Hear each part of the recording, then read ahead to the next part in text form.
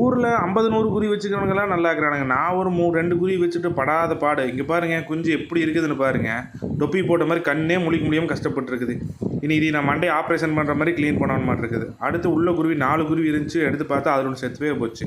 மிச்சம் இன்னும் 2 குருவி பாருங்கள் எப்படி இருக்குதுன்னு.